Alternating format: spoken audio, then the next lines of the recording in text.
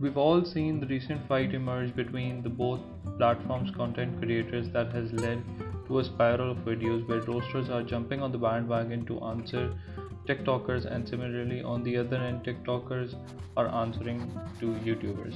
This trend would most probably extend to a week minimum and maximum to a month. Then we'll see these people left behind using references to these days. Moreover, the lockdown is an opportunity for many people to cash upon this opportunity. We'll look into the fight objectively and understand the underlying differences between the two platforms and its creators. To understand any platform, we need to assess them on two pillars: content and their content producers. Audience plays a vital role as well, but due to the massive size of YouTube, the audience overlaps, thus loses out its significance in this case particularly. Now let's talk about content and specifically YouTube.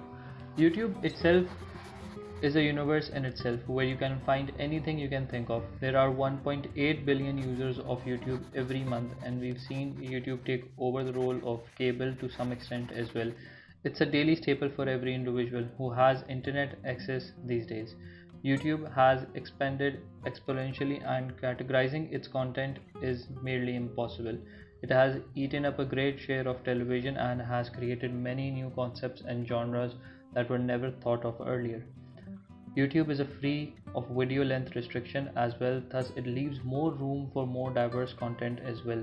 You can find cringe stuff on YouTube, but the algorithms and AI keep that part of the YouTube hidden from your profile until you search it. There is a lot of content similar to TikTok on YouTube, but you can watch intellectual stuff such as TED Talks as well. And if you do, then the AI and algorithms would make sure that you only watch stuff that you're interested in and not the stuff that you're not interested in, because they want maximum viewership. It's merely impossible to navigate, and if people think that AI and algorithms are a bad thing, then imagine a world where you wouldn't find those algorithms working for you to find the content you need. However, YouTube is a very competitive platform, thus the content has to be meaningful to stay afloat on the platform, and there should be consistency in creation of the content as well. If the content is loosely made, then we won't find much progress over the platform. Now let's talk about TikTok's content. TikTok is a platform that is based upon the idea of short videos and dubbing. A 15 or a 60-second video can only be made on TikTok, and thus that doesn't require you to write a script. You can not be descriptive or pour out a message that could be meaningful in that time frame. The two main ingredients to make a short video on TikTok is to find a cultural reference to something. The video's purpose should be entertainment alone. Now this is quite different from the stories that started out from Snapchat and then later on Instagram and WhatsApp and Facebook picked up. They are a way to share your daily lives in the most raw form, but TikTok is a platform where your life isn't shared at all, but only entertainment content is shared. The new generation, who has an attention span reduced to only merely seconds, is the audience primarily. The content found on TikTok is a recreation of famous songs and scenes with different choreography and different camera angles with different filters. If they do produce their content originally, then it's quite synonymous to the 5-minute jokes we've usually seen circulating on the internet or through SMS. Most of you might remember those SMS when, if you were born in the era where N95 was a cool thing in the block. The increase in accessibility and high-speed internet has allowed those SMSs to be converted into videos today.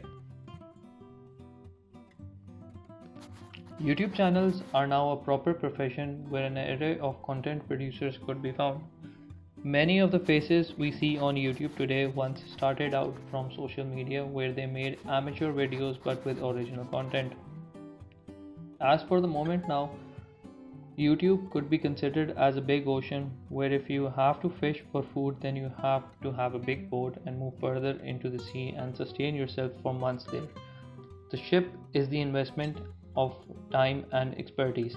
Further down the ocean, I mean by the time you have to give and sustain the consistency of producing content as well. Day by day, YouTube is becoming more competitive. If you have to survive and grow on YouTube, you have to learn editing, script writing, and not only that, you have to be good at it. The first mover advantage has been long gone. So, in short, the content producers over there are doing some serious work to make a career out of it. There are many professionals on YouTube which have acquired professional education and experience to provide content over the channels. An example could be John Green, or a local example could be Javed Chaudhary or Najam Sethi, who were news analysts. TikTok is a platform that has recently picked up fame and has provided instant gratification to social media needs of the new generation. Moreover, it's not a surprise that most of the content producers are from the new generation. A generational disconnect is an inevitable phenomena, thus, we do not find seasoned content producers over there. The short video span has kept those people away from the platform as well. This leaves out a big chunk of people who have influence over the internet but prefer not to enter a certain market. This leaves out a huge space for the new generation to grow there. However, TikTok's majority users are people who are ranked below the upper middle class. TikTok's majority users are further classified into a certain socio-economic class as well.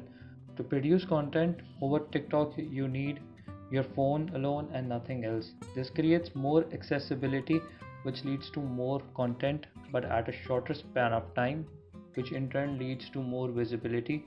The content doesn't have to be aligned with a certain ideology as well.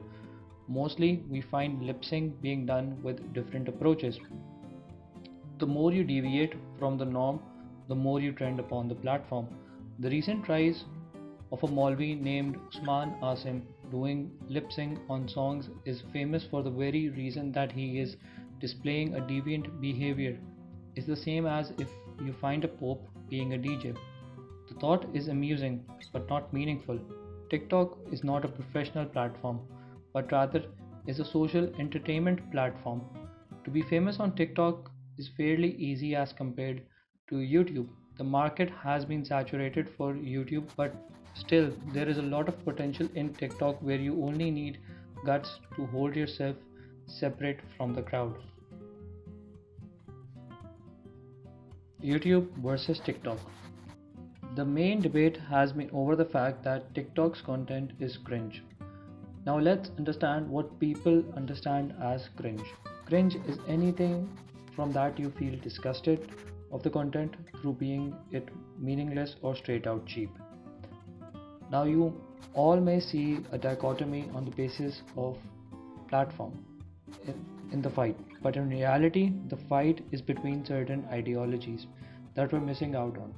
Now to explain my point, I'll make a chart to explain.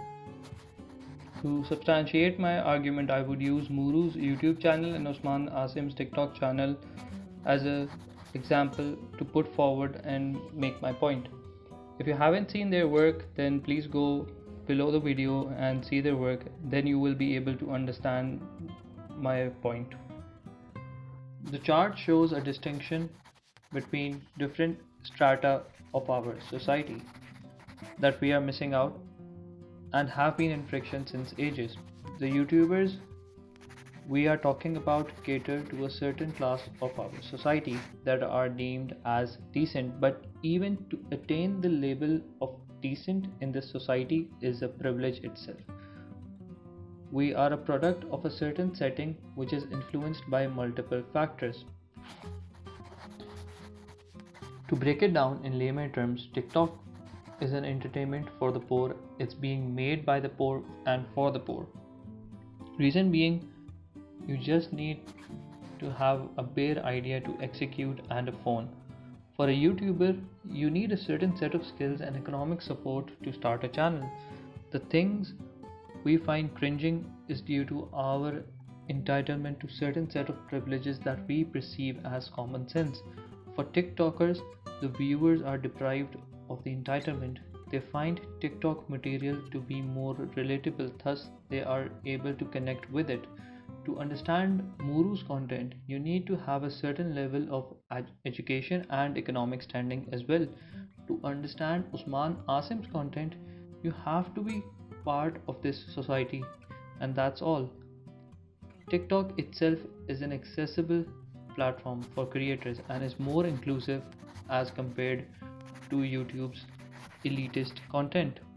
The fight is between ideologies, and before we call it TikTok cringe, we should understand the differences in our society and accept them.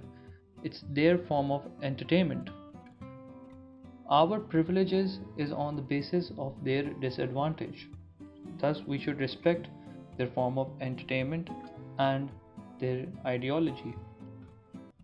Please don't forget to like our video and subscribe our channel for more content.